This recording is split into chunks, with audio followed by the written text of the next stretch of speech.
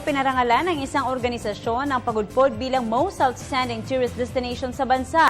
Ito'y dahil sa malakristal nitong buhangin, malinis na kapaligiran at pinakamahabang zipline sa ibabaw ng tubig. Mula sa Ilocos Norte, yan ang tinutukan ni Julius Tisamburon.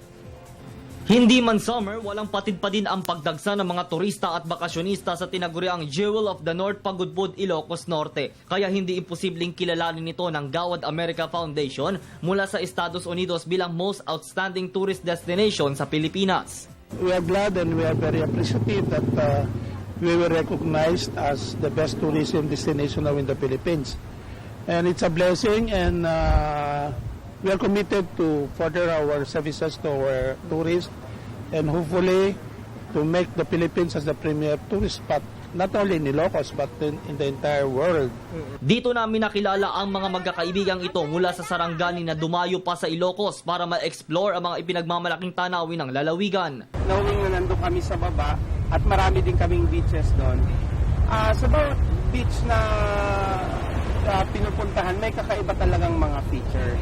Wala akong masabi. Amazing. Wow!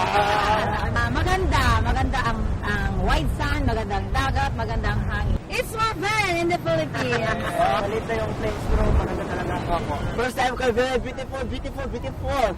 Isa sa mga dinarayo ng mga turista ang longest zipline sa ibabaw ng dagat na siyang nasa pagitan ng dalawang bundok. And actually, that's the longest seaplane over water in the world. At talagang yan ang talagang pinupunta ng ating mga kababayan. Not only ang mga kababayan natin, even the European tourists, siyempre beach yan, nandun yung mga corals at saka mga fish. It's quite an experience. Katuwang ang lokal na pamahalaan, hindi din naman sila titigil sa pangangalaga ng kalikasan. Mahigpit na ipatutupad ang waste segregation at responsabling pagtatapon nito. They were very interested, and I told them the reason why we continue our business here is to preserve the beach, to preserve the environment. Sa tamang pangangalaga, sa tamang orientation, sa tamang education, mapipreserve natin. Samantala, pinaghahandaan na din nila ang dagsa ng mga turista sa Undas at Kapaskuhan. Higit namang umaasa ang Department of Tourism Region 1 na aangat ang tourist arrival sa huling quarter ng taon. Base sa tala, nasa 2,061,135 international visitors ang nagtungo sa Pilipinas kumpara sa 2,011,520 noong 2013. Diyan ang start ng peak season.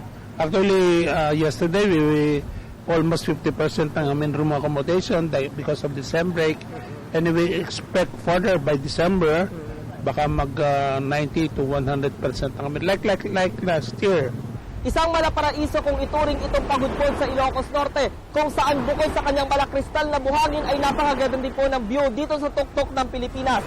Kung kaya't hindi imposible na maituturing itong best beach in Asia at best beach sa buong mundo. Para sa Telebisyon ng Bayan, Julius Tisamburon, Pagudpod, Ilocos Norte is more fun in the Philippines.